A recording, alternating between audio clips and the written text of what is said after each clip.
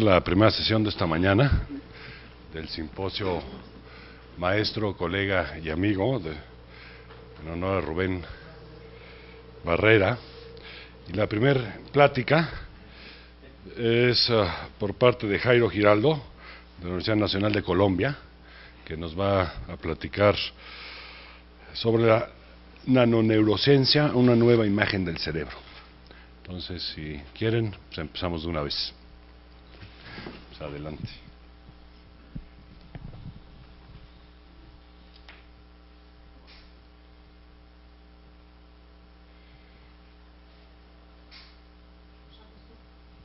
Dime.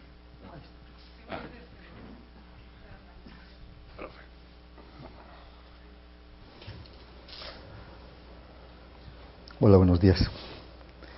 Bueno, pues me da mucho gusto estar aquí una vez más, quizá después de varios años.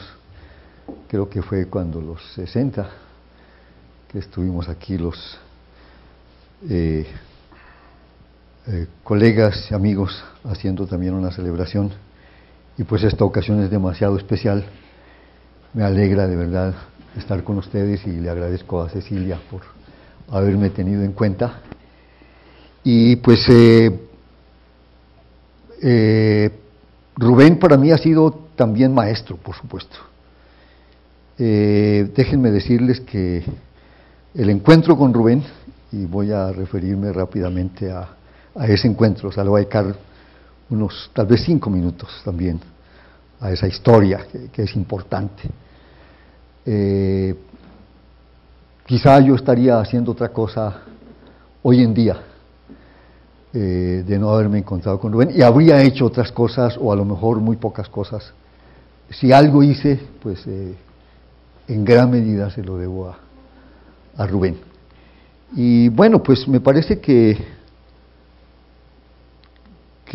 es bueno recordar algunas cosillas. Esto debió ser cerca de aquella celebración, la primera transparencia. En la grande, que es una ampliación de la que está a la derecha, pues reconocemos ahí varias caras de colegas y amigos. Bueno, la de parte inferior izquierda, pues seguramente la reconocen todos, y probablemente la del extremo inferior izquierdo la reconozcan muy pocos, pero de todas maneras se ve que era un joven bastante inquieto en aquellos tiempos. Yo voy a hablar de un tema que realmente no manejo. Y otra diferencia con las pláticas que me precedieron es que no hay ni una sola ecuación. Me disculpan. Tal vez esto es precisamente porque es un tema que no manejo, pero en realidad, de hecho, pues los neurólogos y los neurocientíficos como que utilizan muy pocas ecuaciones. Sin embargo, ahora creo que empieza a darse, tal vez por primera vez, o no del todo por primera vez, pero sí por lo menos en este terreno ya fundamental, la posibilidad de describir cuantitativamente algunas de estas cosas. Para llegar a este tema, pues algo trabajé, pero no a profundidad, en nanotecnología, en nanociencia, pero sobre todo, déjenme decirles, soy un nanoeducador, o sea, me he preocupado porque la nano, o lo que ocurre en la nanoescala, llegue a las nuevas generaciones, los chicos que van a ser los de la nueva generación. Y pienso que es equivocado que la física cuántica esté ausente en la mayor parte de currículos, incluso en lo que se llama la preparatoria. En Colombia ocurre eso, creo que en México no es demasiado diferente, y es terrible. En Estados Unidos, en Europa, etcétera, ya se les está enseñando también muchas cosas de la nanoescala, y este es un tema al que le he dedicado algo de tiempo. Déjenme decirles también que Buinaima es una especie de fundación que organicé con algunos colegas y amigos también en Colombia. Buinaima es un nombre huitoto, una etnia en extinción, pero significa, bueno, muchas cosas. Una es el Dios del conocimiento y de la sabiduría, pero la que más me gusta es el educador que cuida de la gente. Y esto me ha llevado a meterme en un tema que me parece muy bonito, que es el desarrollo del talento en poblaciones vulnerables, vale decir, comunidades indígenas, gente pobre, que es la mayoría de la población en Colombia, como en México, somos países hermanos al fin y al cabo, y otras poblaciones también en riesgo, los que viven en barriadas como las favelas, ¿verdad? Un poco. Ciudad Bolívar, por ejemplo, es un ejemplo en Bogotá, y ahí hemos trabajado con chicos desde muy temprana edad, tratando precisamente de que esos talentos no se pierdan, porque cuando se desarrollan, normalmente se desarrollan para el mal, es decir, ingresan a las mafias, a la guerrilla, a los grupos de paramilitares, a la delincuencia común, al narcotráfico, etcétera, y claro, ellos quieren a los más talentosos en esa dirección. Nosotros los queremos para que hagan cosas en las artes, en las humanidades y en nuestro caso particular, por supuesto, en la ciencia, en la tecnología, en cosas que de veras van a poder contribuir al desarrollo de los múltiples problemas que tenemos. En fin, por supuesto, vengo de la Universidad Nacional de Colombia, sigo en el departamento de física a pesar de que hablo estas cosas de las que no sé, tal vez por lo mismo, o sea, si no estaría tal vez en medicina o qué sé yo. Y pues hay intenciones en estas cosas que hemos tratado de difundir, llevarlas también a esos otros terrenos. Entonces me he metido un poco con la biología y de alguna manera me alegra, ya lo anuncio de una vez, me gusta leer sobre los que hablan de biología cuántica, pero eso es algo a lo que no me voy a referir ahora mismo. ¿Por qué una nueva imagen? Tomo dos referentes fundamentales, como ves, son textos, libros de texto. El primero tiene unos 4 años quizá, fue editado en la Complutense, pero es editado por una editorial internacional. Fue editado entonces por primera vez en español, quiere decir, en España se está investigando bastante sobre el tema que va a ser mi plática hoy. El segundo, como ven, aparece publicado en 2003, en realidad fue impreso el año pasado, así que no le crean tanto a esa propaganda de Mogro. Sin embargo, es la Biblia, por decirlo así, de la gente que trabaja en el campo de la neurociencia. Kandel, seguramente algunos de ustedes lo reconocen, recibió el Premio Nobel en Fisiología por sus estudios sobre la memoria. Particularmente arrancó con moluscos, o sea, hay muchas especies marinas y de otro tipo que tienen comportamientos en algunas cosas parecidas a las nuestras, o sea, el cerebro humano no es tan diferente en muchos aspectos de los cerebros de otros animales, particularmente, por supuesto, los primates, pero los mamíferos, y ahí para abajo, por supuesto, que hay también muchas coincidencias. Al final voy a hablar, voy a proyectar un video de unos 3 minutos. Esta noticia apareció muy recientemente publicada a comienzos del mes de abril y pues hay una forma entonces de mirar actualmente el cerebro. Esto se llama claridad, y una colega con la que estamos discutiendo, tal vez le había comunicado a algunos que ahora interactúo con biólogos y con personas del área de la salud y cosas así.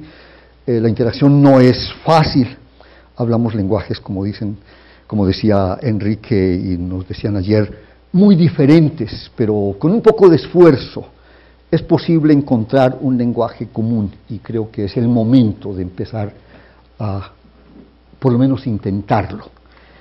Y bueno, en realidad no es cierto que hasta ahora se empiece a preocupar uno por cosas que son del cerebro y similares. De hecho, bueno, ustedes bien saben lo que pasó con Demócrito y Leucipo, pero Hipócrates, que es conocido como uno de los primeros médicos, también de alguna manera era físico. Y al igual que Aristóteles hizo con la teoría, con los modelos, la hipótesis, digámoslo así, o esas ideas atomistas, de los primeros atomistas, Galen hizo algo similar con Hipócrates. O sea, la posición de Hipócrates era un poco más avanzada, porque creía que todo dependía del cerebro. Galen pensaba, o Galeno, de ahí los galenos, pensaba que pues había como unos fluidos extraños que recorrían el cuerpo, pero que también venían del cerebro. René Descartes introdujo un error tremendo con el dualismo, tratando de separar el alma y el cuerpo, mientras que Spinoza después, poco después, ¿cierto?, hizo alguna corrección interesante. Pero ya ingresando al terreno propiamente de la física, Galvani hizo experimentos muy interesantes con los nervios, ¿cierto? Y ahí hay un fenómeno muy interesante que tiene que ver con la termoelectricidad y muchas otras cosas que pasan en ese terreno que es puramente de la física. Y bueno, Helmholtz, conocido como físico, pues estuvo estudiando la conductividad eléctrica de estas cosas. Ya más modernamente, Sanford Paley utilizó el microscopio electrónico para hacer muchos estudios muy interesantes de esas células especiales que se llaman las neuronas.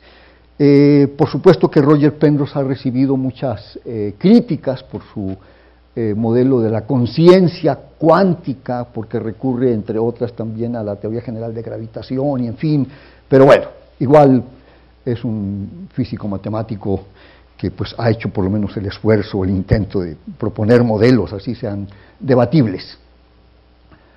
Entonces hay más o menos dos escuelas, la de Descartes y la de Spinoza.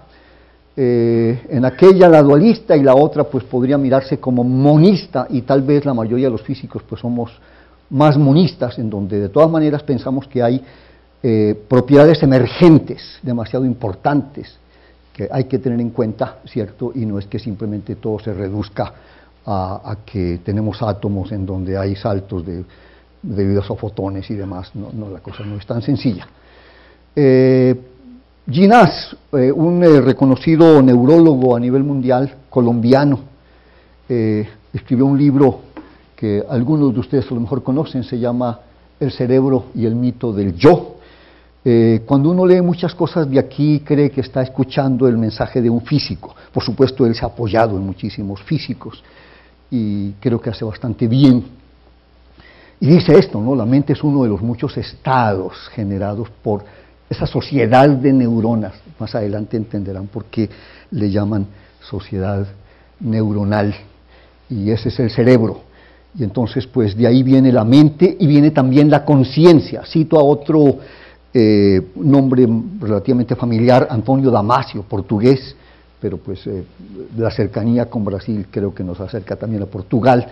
Tiene un libro reciente que se llama Y el cerebro creó al hombre, también otro punto de vista, si se quiere, monista, ¿verdad?, con situaciones de emergencia.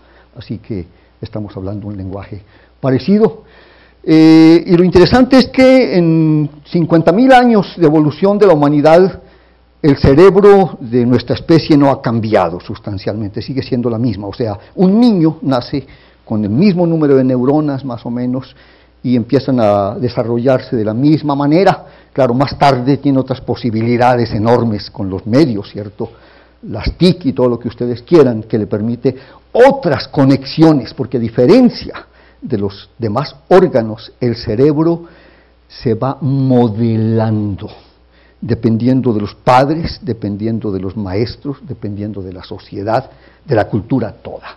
Pero esta escultura, ¿verdad?, una verdadera obra de arte, fue producida hace 30.000 años, o sea, había enorme creatividad en esos cerebros primitivos, si lo quieren.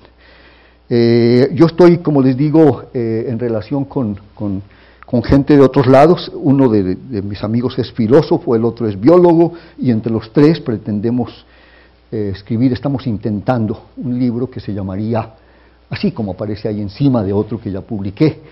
Y bueno, solamente como para decirles que hoy en día muchos físicos dicen que la información es algo demasiado fundamental. pues no solamente porque Shannon la reconoce como algo físico, sino porque el procesamiento cuántico de la información nos abre nuevas perspectivas, nuevos caminos.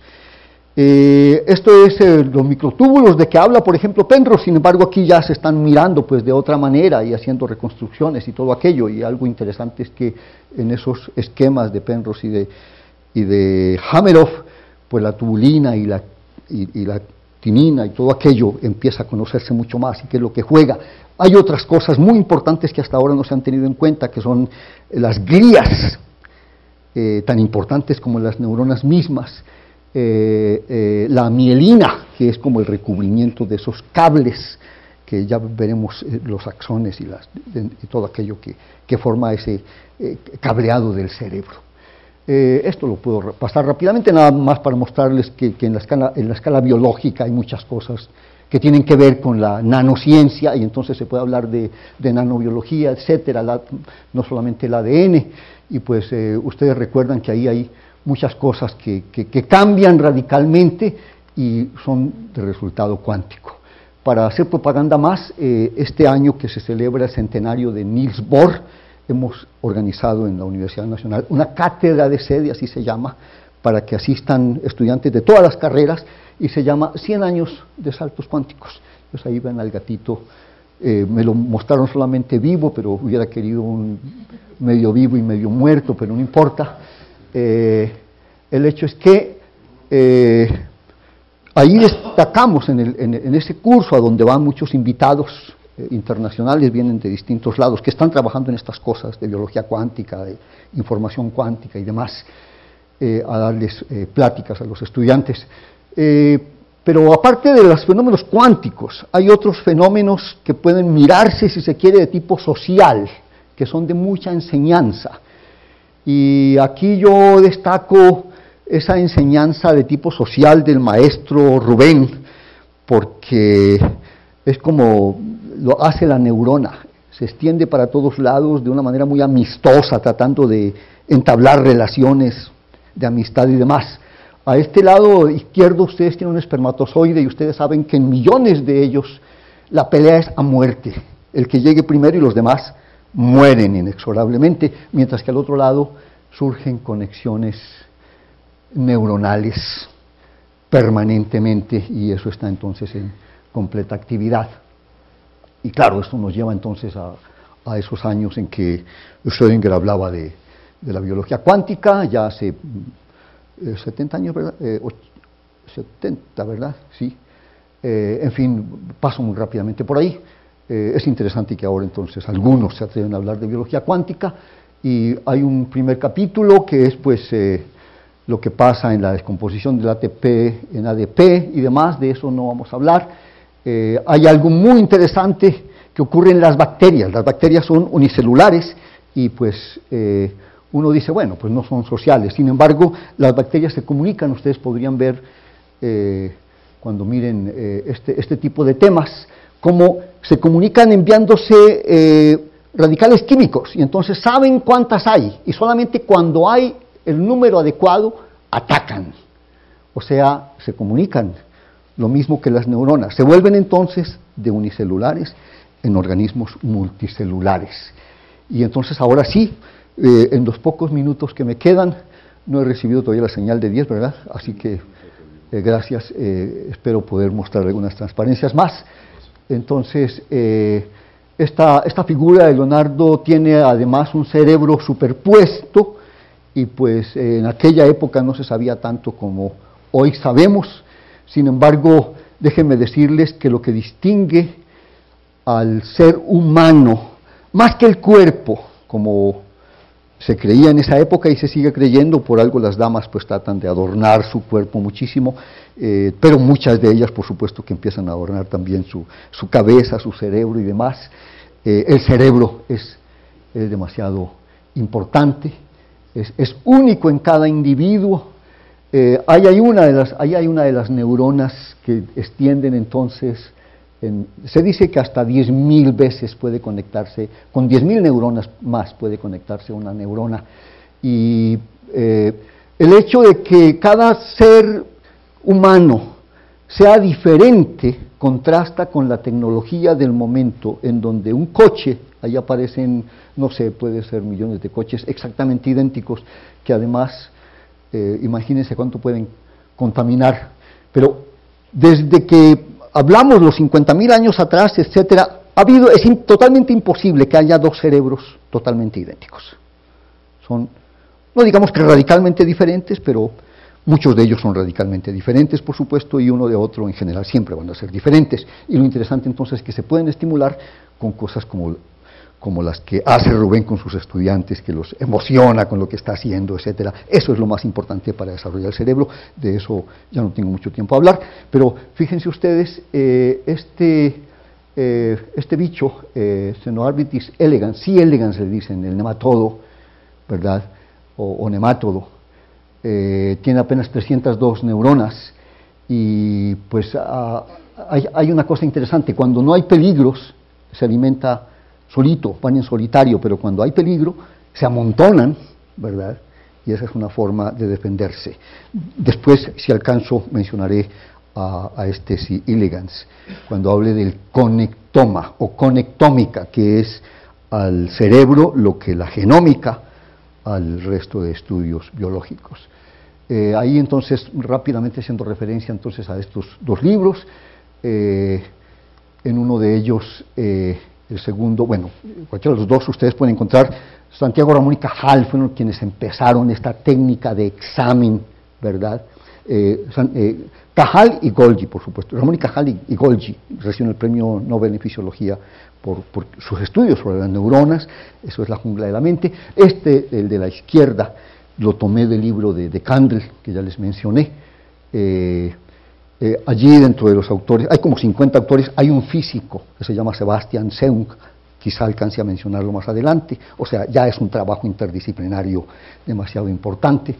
Pero aquí en la figura de Kandel, pues ustedes ven cómo el cuerpo de la neurona, de unos entre 20 y 50 micras, ¿verdad? Por un lado está esa conexión presináptica, estos son los axones, y aquí hay unos nodos interesantes, nodos de Ranvier. En estas conducciones está la mielina, y por acá entonces están esas conexiones de las dendritas que se llaman, ¿verdad?, que van todas ellas a las conexiones sinápticas que se dan en esta parte, pero pues no tenemos mucho tiempo para hablar de los detalles. La mayor parte de ustedes seguramente ha oído de estas cosas, pero rápidamente mencionando lo que hicieron Golgi y compañía, et al, en esos momentos para visualizar las neuronas, ¿cierto? Había una sustancia que tenía, ¿verdad?, las células y los tejidos nerviosos. Aquí hay unas figuras, esta última me interesa sobremanera, y entonces la amplifiqué. Fíjense ustedes el tamaño de las muestras que se utilizan. Este es de un mono, ¿verdad?, mono rhesus, y en las partes más sobresalientes se nota entonces un cierto tipo de actividad, mientras que estos puntos blancos fueron bloqueos que se hicieron en la parte visual, y entonces se refleja eso perfectamente en la figura microscópica. Esto es con un microscopio óptico, por supuesto. Aquí pues algo más o menos similar, con un poco más de detalle de los teñidos y demás. Y pues ya casi que para terminar, entonces rápidamente les menciono, Gall separaba distintas zonas del cerebro. Esto fue un primer intento por hacer esa localización de actividades que señala, esto es un rompimiento con la doctrina de Descartes y de la Iglesia, de las iglesias en general, de que pues el alma está por allá y entonces hay actividades que vienen inspiradas por eso. Aquí no, aquí más bien hay unas localizaciones de todas esas emociones y sentimientos y actividades intelectuales. Y aquí, muchos años después, ¿verdad?, 150 años después, podemos nosotros ver mediante un PET cómo efectivamente, esto es muy interesante, cuando se mira las palabras, esta es la zona que se activa Cuando se escuchan las palabras, hay otra zona que se activa. Cuando se está hablando, es diferente. Y si uno está pensando en las palabras, por supuesto que hay mucha más actividad cerebral. Y rápidamente menciono, así no alcance a avanzar mucho más, se ha hecho un experimento en donde la novena sinfonía de Dvorak se le pone simultáneamente o por separado a una persona iletrada y a una persona, a una violinista bastante buena, y se mira entonces qué partes del cerebro se activan, y en el caso de la persona iletrada se activa una zona que es únicamente la del escucha, y en la parte, en la de la violinista buena, pues se activan 4 zonas, porque aparte de esa que escucha, se activa la que le dice cómo tiene que mover los dedos para pulsar las cuerdas en el violín o en el instrumento. Otra que se activa es aquella en donde ella está comparando las notas emitidas con las que ella cree que son mejores, y entonces es un proceso creativo. Y hay otra zona pues más difusa, en donde hay muchas otras cosas que por supuesto son también parte de la creatividad. Esta es también tomada del libro en español, ¿verdad? Y es una respuesta a la luz. Entonces, en distintos momentos, me fui, esto lo voy a mencionar enseguida, y casi que para terminar, y entonces, de acuerdo, la intensidad va aumentando, ¿cierto? Y entonces, en la corteza visual, la respuesta y la parte activada es claramente distinta. Cuando se aprende una segunda lengua muy temprano, el cerebro procesa de manera diferente el hablar y el escuchar, etcétera, en esa segunda lengua, a como lo hace una persona que, como yo, aprendió el inglés cuando ya tenía 30 y pico de años, y pues la verdad no me las arreglo en inglés, pero ya para avanzar muy rápidamente, hay distinto, y esta me interesa demasiado para las ideas que quisiera surgieran aquí en este, más que plática, quisiera un conversatorio. Le llaman, es un poco diferente el significado de polar y bipolar y multipolar para ellos que para nosotros, es simplemente las muchas funciones, pero se ven ahí entonces distintas cosas, y aquí en esta última ustedes pueden ver entonces la figura que tenían antes, muy dibujada, ya hecha de una manera mucho más cuidadosa, ¿cierto? Los distintos tipos de ramificaciones que se dan. Hay más de 1000 clases diferentes de células nerviosas, y eso explica entonces la diversidad de cada una de esas diferentes zonas. Y algo demasiado importante, que de alguna manera tendría que ver con alguna de las pláticas de ayer. Ya vieron ustedes cómo hay unos cuerpos celulares, el cuerpo de la neurona, y unas extensiones, los axones y las dendritas, y sobre todo las conexiones sinápticas, que es en donde se recibe la señal y a donde se transmite la señal. Y entonces el hecho de que haya muchas conexiones tiene que ver con la posibilidad entonces de manejar de mejor manera, si se quiere, la información. Recuerden ustedes los estudios sobre conductividad, entonces probablemente podamos aplicar esos modelos, algunas cosas, ¿verdad? Muchas, con toda seguridad, de las que aprendí con Rubén y con su grupo, para este tipo de modelaje, ¿cierto? Por supuesto muy infantil todavía, pero que quizá pueda llevarnos entonces a un trabajo interdisciplinario muy interesante con los neurólogos y los neurocientíficos. Bueno, yo voy a casi que a pasar ya, ¿cómo estamos de tiempo? 2 minutos para los 10. Para los 10. Bueno, entonces en unos 2 minutos casi que termino esta parte, porque no me quiero ir sin mostrarles un videíto que les anuncié al comienzo, pero entonces esta última parte sí me sirve para hablar del conectoma y la conectómica. Sebastian Seung está no sé si se pronuncia así, en MIT, y pues por él me enteré entonces de que se había hecho lo que se llama el conectoma del C. elegans, ¿lo recuerdan? El nemátodo o nematodo, que son apenas 302 neuronas. Sin embargo, esas conexiones neuronales Fíjense ustedes, dan lugar a 70.000 conexiones diferentes, y pues uno podría observar que uno de los gusanitos no se diferencia del otro, o sea, prácticamente son reproducción en serie, al igual que los carros, que aludía atrás.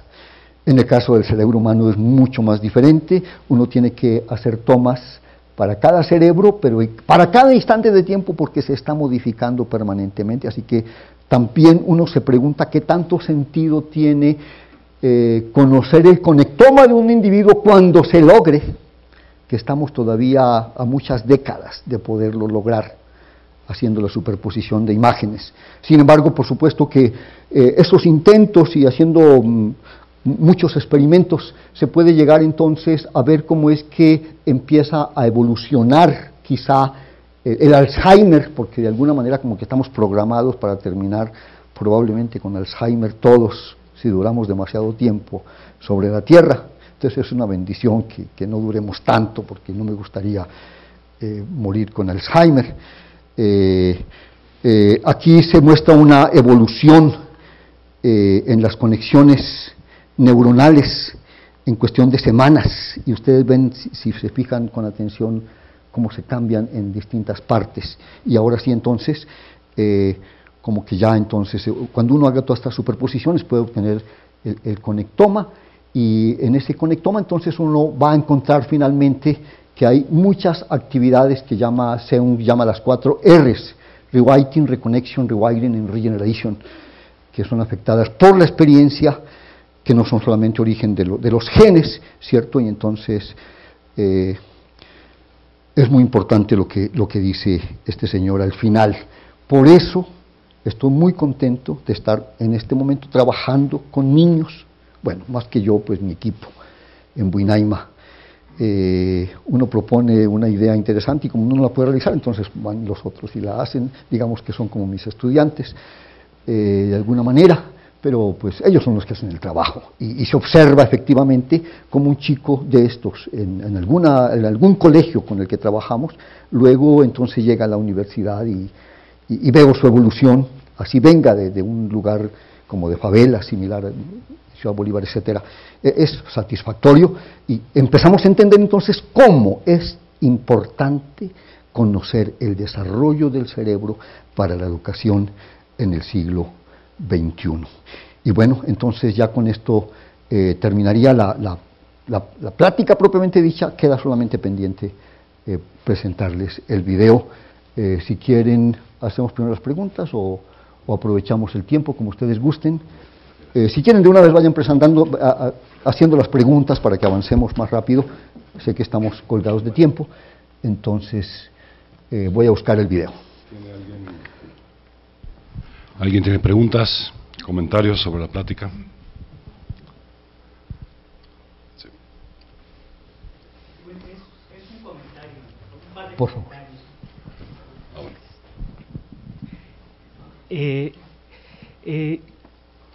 Actualmente ya se han desarrollado técnicas para poder introducir alambres, digamos, en el cerebro, pero de un grosor micrométrico, ¿sí? De manera que se puede llegar a múltiples regiones del cerebro y se puede detectar actividad a nivel de neuronas individuales. Entonces, esto ha permitido averiguar que las neuronas funcionan en bases jerárquicas. Esto es, hay conceptos, ¿sí?, que quedan codificados en unas cuantas neuronas, ¿sí?, no en una gran cantidad de neuronas como se pensaba antes, o sea, quiero decir, del orden de millones, sino en unas cuantos cientos o miles. Entonces, esta jerarquización de la información que da lugar a la noción de que hay neuronas centrales, ¿sí? Y por ejemplo se logró descubrir que había una neurona Jennifer Aniston, ¿no? ¿Sí? En una persona, en el sentido de que podía, esa sola neurona conectaba toda una serie de neuronas que daban lugar a ese solo concepto, ¿sí? Entonces todo esto se ha podido averiguar gracias a que la nanociencia ha podido desarrollar este tipo de herramientas, ¿sí? que permiten llegar ahora a zonas muy particulares del cerebro, ¿no? La otra es un comentario optimista, en el sentido de que ahora se ha encontrado, en parte gracias al trabajo de un mexicano que trabaja creo que está en Caltech, ¿sí? Arturo Álvarez Builla, que las neuronas también están sujetas a procesos de renovación, o sea, todo el tiempo se están produciendo neuronas nuevas. Entonces, ahorita está en investigación cómo este proceso podría ayudar a regenerar, ¿sí? Pérdidas de funcionalidad que observamos ahora, como la del Alzheimer. Sí, bueno, para completar tu información adicional muy pertinente, lo que quiere decir es que no solamente se dan sinaptogénesis, que son las conexiones sinápticas que se pueden generar adicionalmente, por ejemplo, con la educación, se llama de mielogénesis, se habla de neurogénesis, por supuesto. Hay conexiones entonces que van de un lado del cerebro a otro, etcétera. Y lo que tú dices, ciertas zonas. Y cuando uno lee, yo les decía, un libro como este, hasta podría leerles una parte del texto, pero pues me voy a abstener de hacerlo porque no estamos muy bien de tiempo. Pero el potencial de acción es algo, potencial de acción en las neuronas es algo muy importante de mirar. Esto se da en pulsaciones del orden de 10 a los 40 Hz por segundo, 40 Hz, y pues estudiando eso uno ve cómo es entonces la actividad también. Cuando uno mira, ¿verdad?, a través de unos microtubos que se insertan en la célula, cuyo diámetro, ¿verdad?, es nanométrico, ciertamente, y no afecta a la célula, afortunadamente, entonces uno puede hacer todo este proceso de observación y efectivamente corroborar lo que tú dices, y por supuesto, no hablé, algunas de las imágenes que mostré fueron tomadas con resonancia magnética funcional, se llama, ¿cierto?, y hay muchas otras técnicas que vienen, por supuesto, de microscopios electrónicos de todo tipo, que nos permiten hoy en día, gracias a la neurociencia, la nanociencia, y la nanotecnología, hacer estudios mucho más cuidadosos de lo que está pasando en cada zona del cerebro. Por eso decía, es el momento en realidad en donde ese trabajo cross-disciplinary working, ¿verdad?, es sumamente provechoso, porque pues por supuesto los médicos no saben muy bien de muchas cosas que nosotros podríamos ayudar y viceversa, pero si nos ayudamos mutuamente, el trabajo va a ser mucho más exitoso. Y recuerden que hace unos pocos meses Obama le destinó un dinero enorme a estas cosas. El proyecto Conectoma venía desde atrás, pero esos 3.000 millones de dólares que vienen en apoyo de esto, puedo decir que ahora sí empezamos como que una verdadera década del cerebro. ¿Hay más comentarios o preguntas? ¿Alguna otra pregunta? Tengo una muy rápida. Comentaste que la mayoría de los físicos serían monistas. Y te preguntaría, hasta donde yo entiendo hay dos tipos de monismos, materialista e idealista. Ajá. Sigue, por favor. ¿Cuál sería, la mayoría de los físicos, tú piensas, serían de qué tipo de monismo? ¿Materialista? Permíteme tratar de suspender esta cosa. Ahí. Sí. Exacto. Bueno, claro. ¿O ahí está repartido por igual? No. Mi experiencia es un poco similar a lo que ocurre cuando uno divide a los neurólogos y a los psicólogos. Uno se encuentra que la mayoría de los psicólogos son bastante dualistas. Yo he tenido discusiones muy serias con los psicólogos porque son casi que dualistas fundamentalistas, ¿no? Y hay otros monistas fundamentalistas, ¿no? O sea, yo francamente no podría, a pesar de mi escepticismo y de mi ateísmo, si lo quieren, pues yo no voy a alegarle a alguien, mira, no, esas son pendejadas, Dios no existe, la física lo demostró. No, de ninguna manera.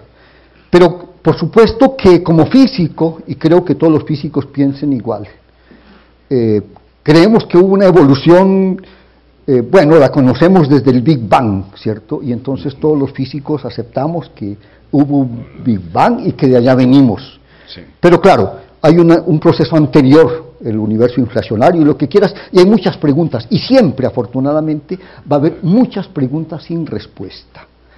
Entonces, yo pienso que cada cual puede poner a Dios donde le plazca y adornarlo con todo lo que quiera, ¿verdad?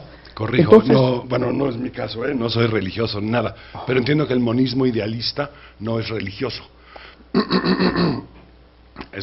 Es monismo que pone primero las ideas sobre la materia. Claro, yo por eso dije, No hay necesariamente unos monistas fundamentalistas y hay unos dualistas fundamentalistas. Exacto. Entonces, Pero bueno, Un comentario. lo platicamos Pone luego. la materia, pone las ideas para el entendimiento de la materia, ¿no? Las ideas previas, no previas, pero digamos un elemento esencial para el entendimiento. Pues eso entiendo. No, las ideas no pueden ser antes. Entiendo que se puede poner al revés, que las ideas van primero que la materia. Pero, ¿y de dónde están las ideas? bueno, Enrique, déjenme terciar en la disputa. Algunos físicos hablan que la información es más fundamental que la materia y la energía, pero entonces ellos también son monistas, nada más que tienen un enfoque que es diferente al materialista, pongámoslo así. Yo digo que hay un materialista trasnochado del siglo XVIII y XIX, hay un materialismo más moderno del siglo XX, en donde la energía también es importante, Claro. y hay un materialismo del siglo XXI, en donde la información también es importante. Ahora, ¿quién trajo lo primero básico a este universo? Bueno, ya es problema de cada cual, problema individual, Claro. yo no me meto en esa bronca. Ok, es para discutir. Bueno, si quieres. listo, entonces creo que estamos listos para Sí, 2 vemos el minutitos, video. pero no hay sonido. ¿Cómo? Se pueden ver neuronas proyectándose hacia la superficie del cerebro. Ya les digo quién tradujo esta... Este es el trabajo de un grupo de El investigadores video de en la Nature. Universidad de Stanford, quienes lograron volver al cerebro totalmente transparente para luego visualizarlo por dentro y en tercera dimensión con la ayuda de un microscopio. A la nueva técnica la llamaron claridad.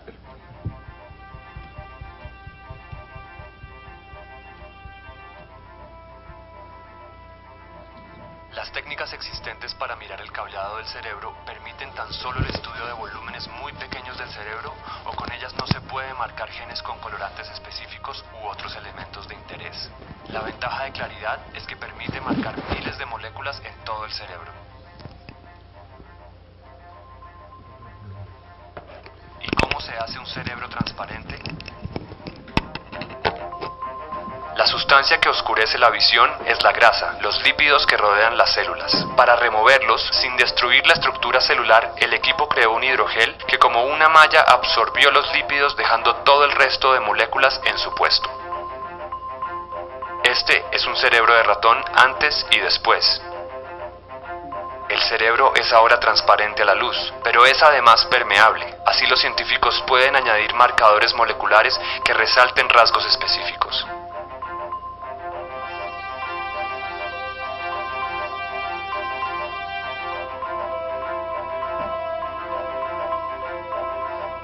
En este bloque de 1 milímetro de espesor del hipocampo, las neuronas excitadas son verdes, las inhibidoras son rojas y los astrocitos azules.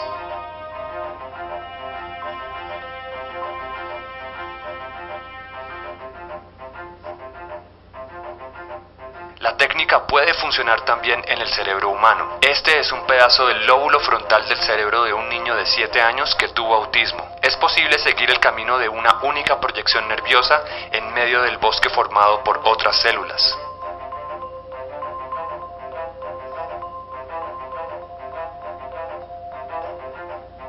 Cuando el equipo observó con cuidado una de las capas de la corteza cerebral, descubrieron un patrón como de escalera cuando las neuronas se conectan entre ellas y con otras neuronas. Similares estructuras anormales se han observado en animales con comportamientos que semejan el autismo en humanos. Poder analizar estructuras cerebrales de esta manera y compararlas con información molecular les permitirá a los neurobiólogos descubrir cómo cambios estructurales en el cerebro conducen a la enfermedad.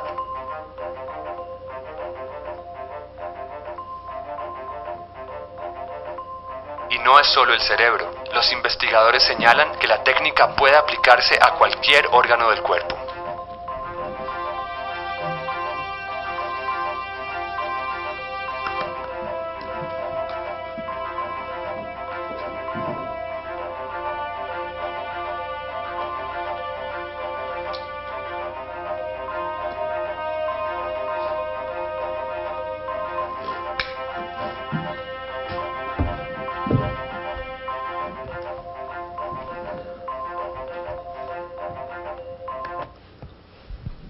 Bueno, un comentario. El video originalmente aparece en inglés, por supuesto. Estoy en contacto con una colega bióloga ya pensionada y su hijo hizo la traducción del video. Y pues, bueno, aunque pues esto no es nada, no es una gran contribución, creo que puede ayudar a difundirlo en mucha gente de habla hispana. Y bueno, pues nada, les agradezco muchísimo su amable atención y a lo mejor pues podamos iniciar alguna cosa posterior con alguno de ustedes.